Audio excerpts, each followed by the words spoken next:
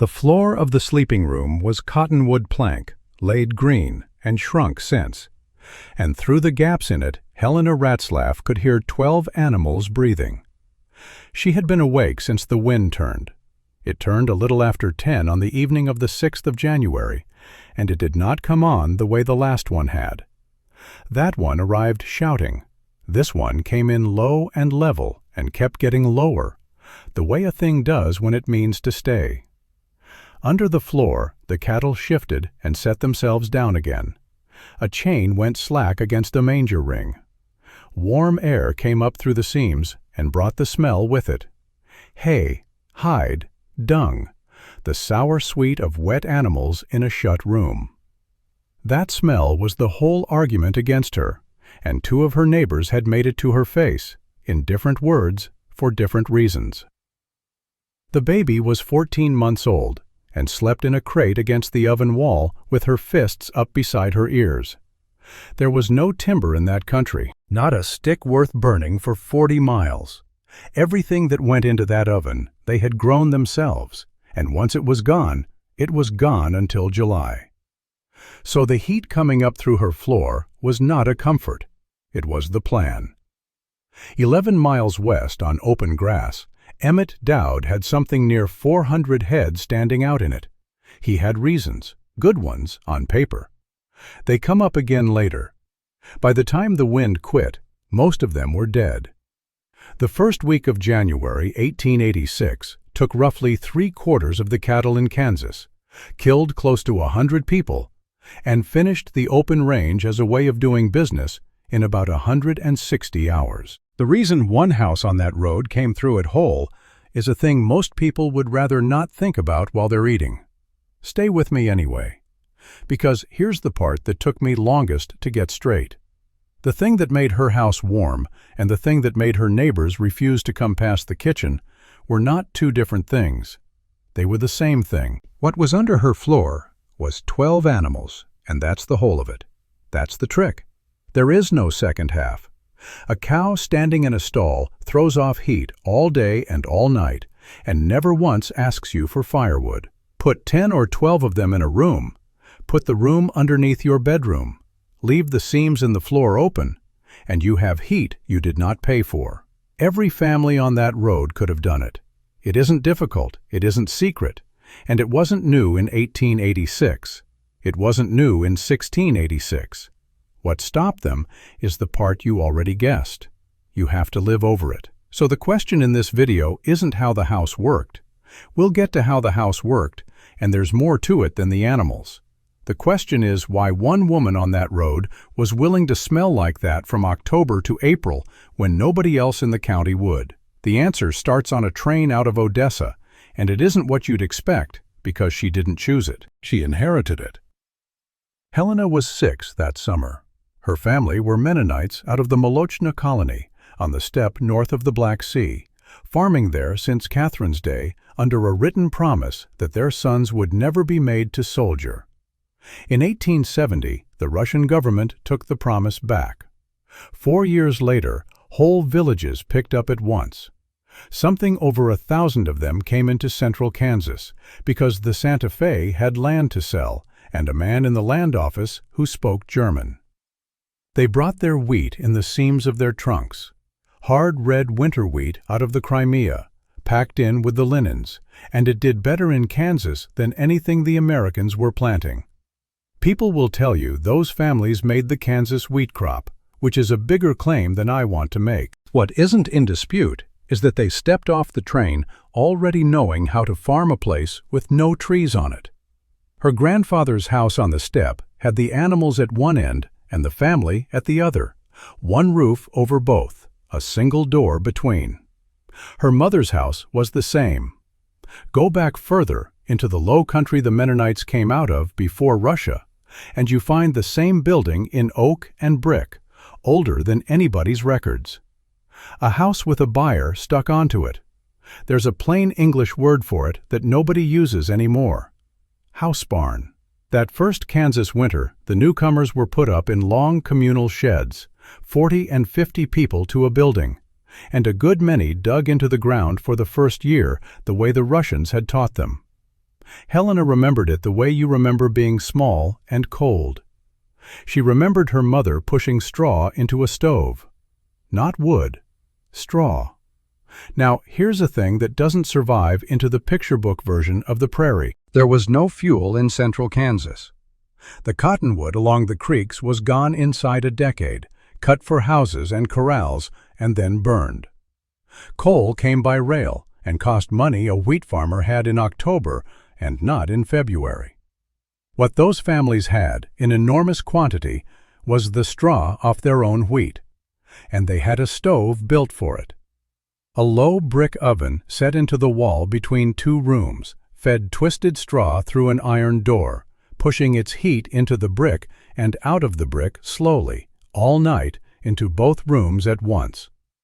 Every Mennonite house in those villages had one. It kept a family through January on a crop residue that everybody else was burning in the field to get rid of.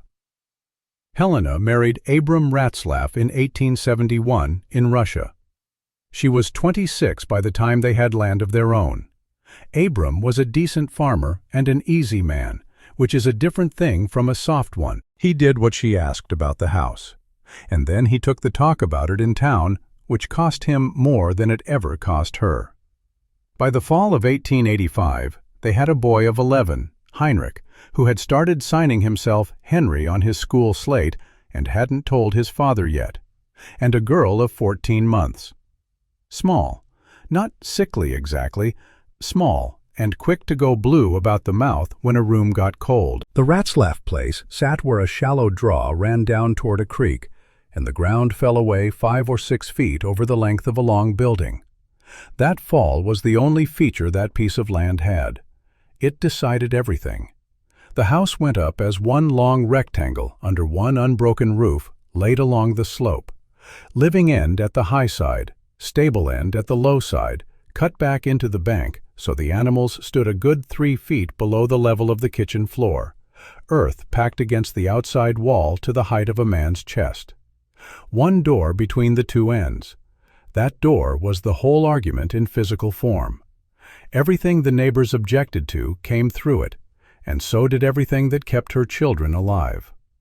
The walls were clay brick, not fired because nobody had fuel to fire brick with, dried in the sun. They mixed clay with straw and manure and water, then walked horses through it, around and around, until the mess came right. One of the Mennonite histories says you knew it was ready by the sound the hooves made in it. The mix went into wooden molds 2 bricks at a time, got tipped out onto flat ground, and sat drying for weeks. 2 feet of that in a wall holds heat like nothing a frame carpenter can put up. They plastered it inside and out and whitewashed it. From the road, it looked like a low white house with a barn on the end of it. Inside, the stable floor was plank over packed earth, pitched. A shallow gutter ran along the low side, out through the wall, down the slope. That gutter got shoveled and swilled every morning of every day before breakfast in all weather by whoever was nearest, usually Heinrich. Above the stable, under the same roof, was the hay, and the corner of the sleeping room ran out over the top of the byre wall, so the beds sat over the animals with the plank floor between. That was the sentence the neighbors couldn't get past, sat over the animals. Now, I want to be careful, because this is where a story like this usually starts lying to you. 12 animals in a shut room in January make water. They breathe it out all night, and it goes somewhere. And where it goes is the underside of your floor. The smell gets into wool, and it stays there. August is worse, and August has flies, and the flies come up through the same seams the heat comes up through in winter. Justina Reimer was right about all of it. She was only wrong about what it was worth. Abram put the last of the roof on in the fall of 1881. 4 years later, in the first week of December 1885, Helena walked out on a mild afternoon with the sun on her face and brought all 12 animals in off the grass and shut them up for the winter. Anybody who watched her do it thought she'd lost her nerve early. Emmett Dowd ran cattle on grass west of the Ratzlaff place. He was the better businessman of the two of them, and his case deserves making properly before the weather makes it for him. Dowd's argument was hay. Hay costs money to put up, or it costs you the summer you spend putting it up, which comes to the same. A cow left out on cured winter grass costs nothing at all. Kansas grass stands through the cold with the feed still in it, and cattle paw down through light snow to get at it, and they had been doing that since before anybody out there was born. The 3 winters before that one had been soft. Beef was up. Eastern money was coming into the cattle business faster than there was grass to put it on, and every man who wintered his herd out and lost a handful came out ahead of the man who fed all winter. Call it what it was, arithmetic, run on the last 3 years, which is how everybody runs arithmetic. He said his piece to Abram at the elevator in October, and he wasn't unkind about it. You people feed all winter and keep them in a house and shovel behind them every day of your life. He was leaning on the scale rail, not sneering. I've got 400 head out there feeding themselves. Tell me which one of us is farming. Abram, who did not enjoy this kind of conversation, said something about it being how they'd always done it. Sure, Dowd said. Over there. The second objection was the one that actually landed, and it came from inside. Justina Reimer had crossed on the same boats in 1874. Same colony, same church, same hymns out of the same book. By 1885, the Reimers had a milled lumber house with a porch, a separate barn 80 feet off, paint on both, and lace at 2 of the windows. She came by in the fall with a jar of something and stood in the kitchen and would not sit down. They talked about the wheat and about somebody's confinement, and then Justina said what she'd walked over to say. Helena, my mother lived like this. I remember it. I remember the smell of us in church. That was worse than anything Dowd had. Dowd was talking about money. Justina was talking about her own mother's kitchen and about knowing every Sunday of her childhood exactly what the Americans in the next pew were smelling, and about never once saying it out loud until now. Helena said the house was warm. So is mine, Justina said, and that fall it was. Neither one of them was talking nonsense. Hold on to that through the next part.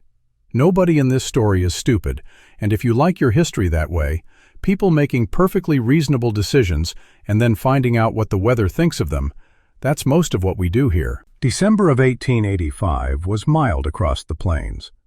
That isn't a convenience I've arranged. It's in the record, and it's the reason everything after it went the way it went. The grass was still standing. The creeks ran. Men who'd been half thinking about buying hay decided against it, and men who already had it decided to hold it back and sell in March when it would be worth more. Herds that should have come closer in stayed out. The cattle business in western Kansas was in the middle of the best 3-year run it had ever had, and every man in it was leaning the same way at once. Out at the Ratzlaff place, Helena brought the animals in the first week of the month, 2 or 3 weeks earlier than even she usually did it. Abram asked her why, and she said the flies had gone early. That's the only reason anybody wrote down, and I don't entirely believe it, and it comes back at the end. So for most of December, she had 12 animals shut in a warm, dark room, eating hay she'd cut in July, producing nothing but heat and manure, while 11 miles west, 400 head of Dowd's cattle fed themselves for free on standing grass under an open sky.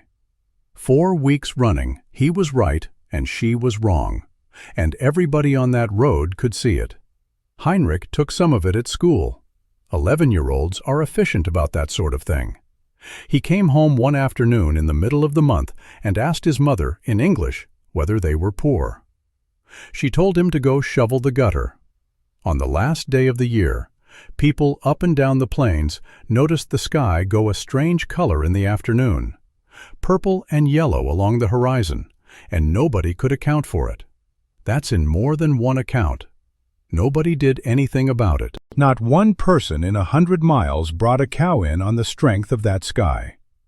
It got written down afterward by people who had survived something and were looking backward for the warning they'd missed.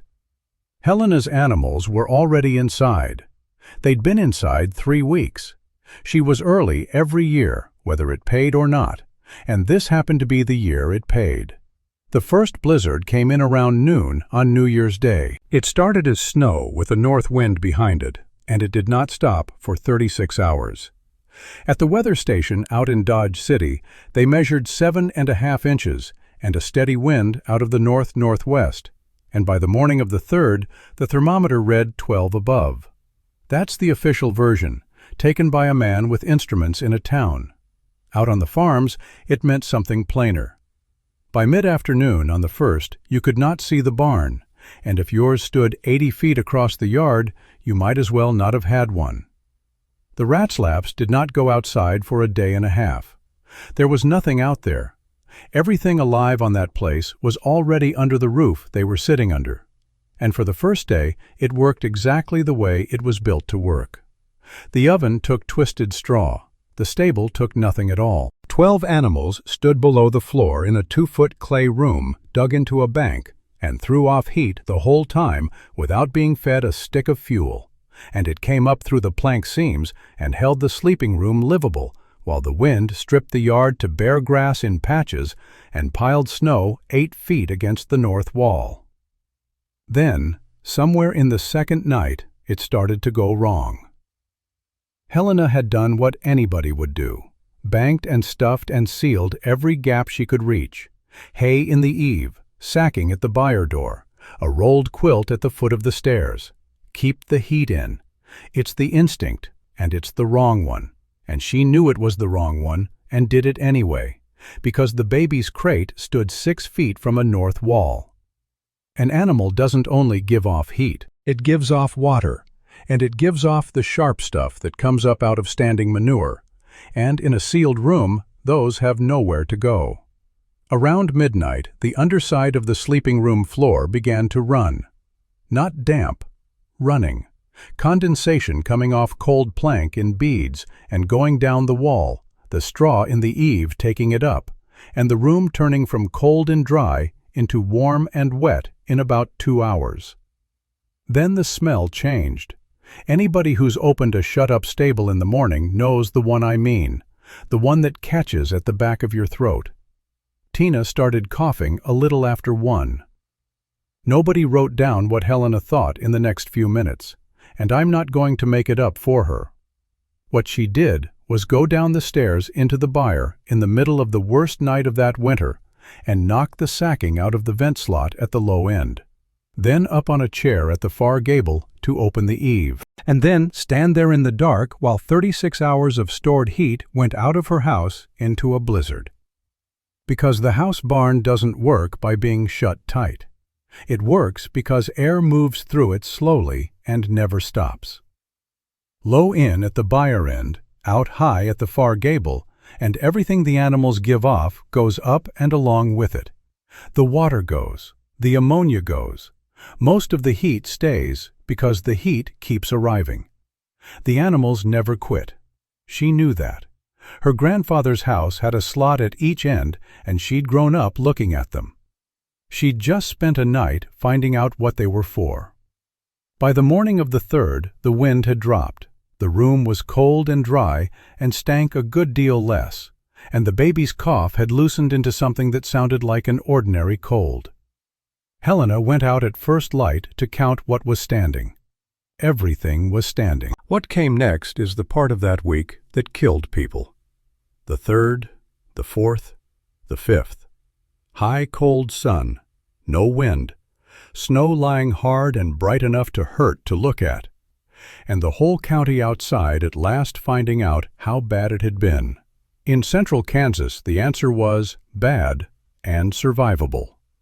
Emmett Dowd rode out on the 4th and found his herd strung across 4 miles of grass, gaunt, cranky, and on their feet. He counted past 380 and then quit counting because there wasn't any point. He'd come through the worst storm in 11 years and lost under 20 head. He rode home in the afternoon with his coat open. Men who'd spent New Year's Day hauling hay in the dark stopped hauling. Cattle that had drifted south got left where they'd fetched up because they were alive, and it was 40 miles of riding and the weather had plainly broken. Nobody at the Ratzlaff place rested, and the 3rd of January, 1886, was a Sunday. Helena had them working through it. She spent the whole morning with the byre door propped wide, freezing the room down on purpose, while Abram and Heinrich shoveled 36 hours out of the gutter and hauled it up the slope on a stone boat. That took the daylight. Then she told them to lift the plank floor in the corner of the sleeping room. Abram straightened up. "It's Sunday, Lena. The boards are wet." "The boards are always wet." She said the boards had never been wet like that before, and she'd have them up. He stood there a second, and then he went and got the bar. That's the only argument between those two that comes down to us. And it isn't much of one, but it tells you which way that house ran. They laid the wet planks out along the south wall in the sun. She cut the vent slot at the low end wider by the width of her hand and packed it with loose straw instead of sacking, so it could breathe with the door shut. On the 5th, she had Heinrich carry hay down out of the loft and stack a week of it inside the stable itself, against the wall, where a person could reach it without opening a door. The boy asked why, seeing as the storm was over. "Then it's a week of hay in a warm room," she said. "Go on." On the 6th, the thermometer at Dodge City stood at 34 degrees at 2 in the afternoon, above freezing, coats open, water coming off the eaves. Justina Reimer walked over that afternoon with her boy because it was fine out and she'd been shut in a week. She stood in the yard, same as always, and she looked at the planks still stacked against the south wall, and at the hay going down into the stable, and she said the thing she'd walked over to say. "It's finished, Helena. You can stop now." Helena said she'd stop in April. By 6 the next morning it was 10 below. The front came through in the evening. No snow ahead of it, no cloud worth looking at. The wind swung into the northwest and started to pull, and the thermometer at Dodge City went from 34 in the afternoon to 10 below by morning, and kept going down after that. 44 degrees overnight, wind at 35 and gusting past 45. And then the snow came in on top of it. Nobody was ready. There was no warning system worth the name in 1886. The signal service put out what it could, and it moved at the speed of a telegraph wire that was already down. What people had was the sky, and the sky that afternoon had been blue. Here's what happens to a cow in that. Cattle in a storm don't stand and face it. They put their tails to the wind and walk, and they keep walking as long as it blows, because that's the only thing in them that has ever worked. On open ground, that meant miles. They went south until they came to a fence, and then they stood along it and died there in a line. South of the railroad, where there was nothing to stop them, they walked until they came to a cut bank and went down into it, and the ones behind walked in on top. There was a drift fence north of the Union Pacific track, up in the north of the state.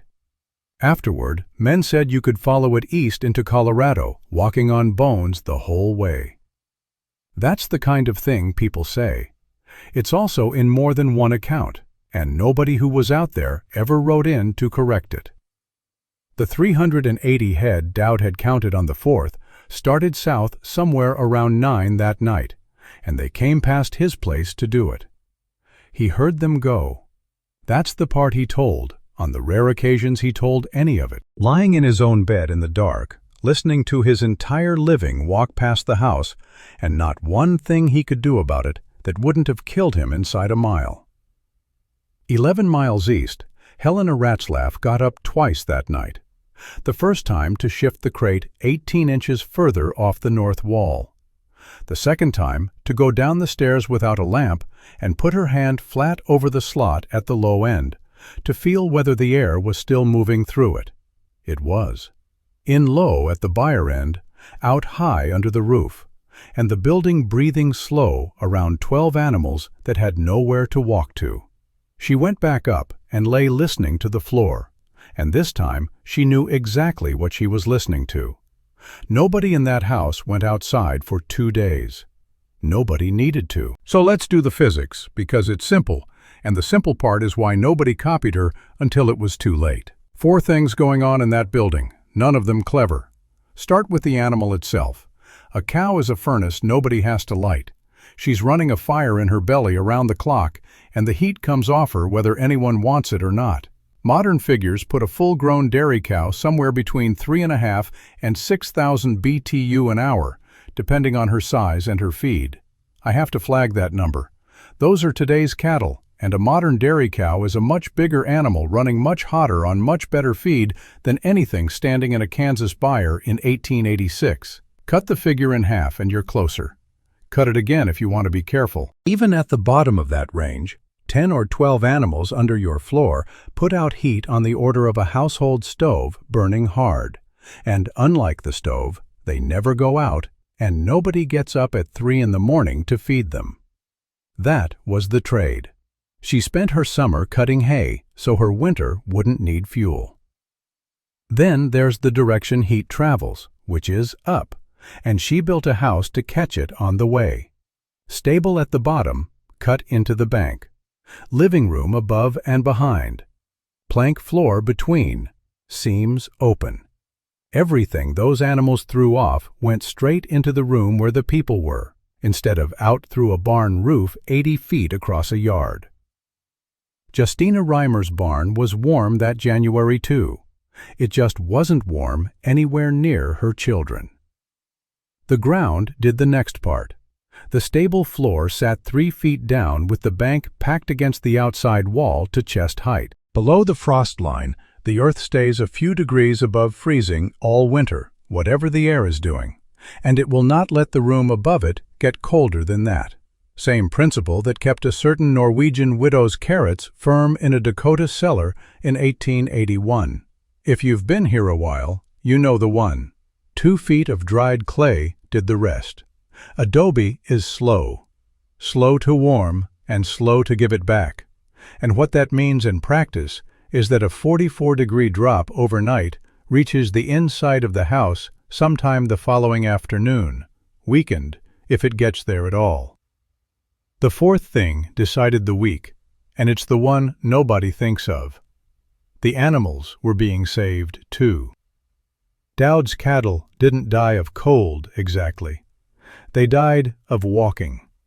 The wind put them in motion, and open country gave them nowhere to stop, and they walked themselves empty and went down.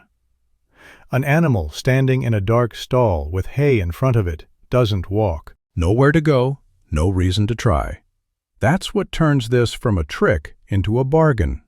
Both sides of that plank floor were getting something, and both sides knew it. Now the cost, plainly, because a story like this goes dishonest right about here. It stank, not romantically. The wool in that house held it, and the family carried it into church on Sunday, and Justina Reimer could smell it from 2 pews back and had grown up smelling it on herself. It was damp, and damp is not a small thing when you sleep in it. It had to be shoveled every morning of every day for 5 months, and the one doing most of the shoveling was 11 years old and would have preferred to be called Henry. And it could kill you if you got the air wrong. Helena nearly did, on the second night of the first storm, in a house she'd lived in 4 years. The heat and the filth were one fact. You don't get the first without the second. Every family on that road had run the numbers and decided the trade wasn't worth making, and for 3 mild winters running, they were right. The week of January 6th was the week the price changed. Here's the ledger. Every figure in it belongs to somebody else. In Dodge City, the temperature did not climb above 10 degrees until the 11th. The low was 16 below on the 8th. Drifts ran 10 and 12 feet along the rail lines and stopped the trains where they stood. 3 passenger trains reached Denver in the whole month of January. Close to 100 people in Kansas died that week. Cattle losses ran to 75% and 80% in the worst counties. Statewide, better than 100,000 head. One outfit in the Southwest went into that week with 5,500 cattle and came out with 500. One man had been offered $25,000 for his herd before the storms and turned it down. He sold what was left for $500. Emmett Dowd found 41 head alive. Helena Ratzlaff found 12. And I don't know that it was 12. The number of animals under that floor is the kind of detail that doesn't survive in any record I could find, and every telling of this story gives her a different herd. 12 is my figure, built off what a family that size on that acreage would have been running. It might have been 9. It might have been 16. What every telling agrees on is the second number. She lost none. The thaw came in the second half of the month, and then people had to go out and look. It took until spring to find most of them. They came out of the drifts along the fence lines as the snow went down, in rows, some of them still on their feet, and there was no market for the hides because of the way they'd died. Men walked their own sections in March, pulling carcasses out of draws with a team and a chain. The smell of that spring is in more accounts than the smell of any buyer ever was. Eastern investors who'd bought into Kansas cattle at the top of the market in 1885 stopped answering letters. Outfits running 4,000 head on open grass went to a banker and then went out of business. And the open range ended, not gradually. That year, what replaced it is what's still out there: fence, hay, and herds small enough that a man can actually get to them in weather. Barbed wire went across Kansas in the 2 years after 1886 as fast as posts could be set, and the reason wasn't property lines. It was so a herd could be held somewhere near a stack of feed when the wind came around into the northwest. Emmett Dowd did not come by and apologize, and I'd be lying if I said he did. What he did was come by in April, on business, about a stack of hay he wanted for the 41 head he had left. He stood in the yard. He wouldn't come in either, though not for Justina Reimer's reason.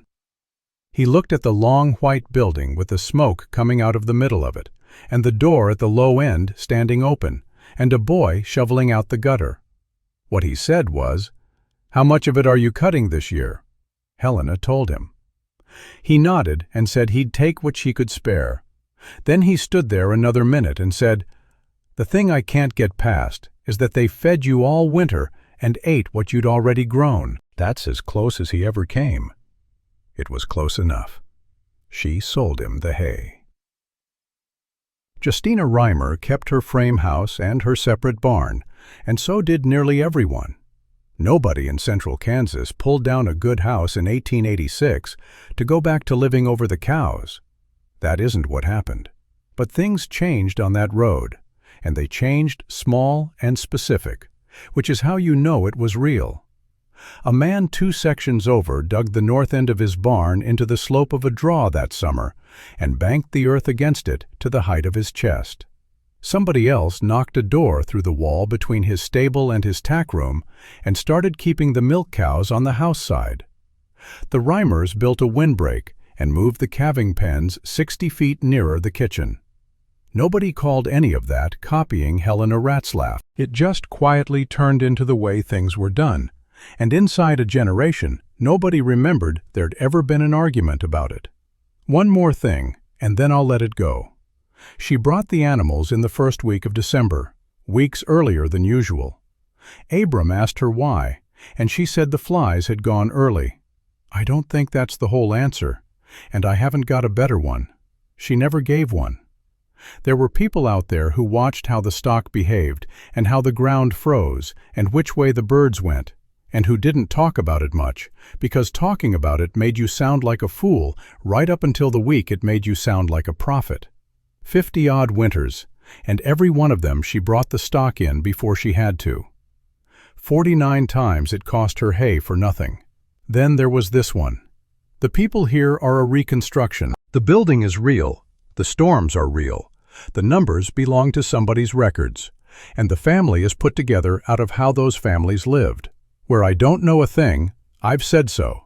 If that's how you like your history, there's more of it here, and the next one's already moving, because 20 years on and 600 miles east of that draw, in country with no horizon in it at all, a woman walked into the Appalachian ridges with 4 children and came out 4 days later on the other side.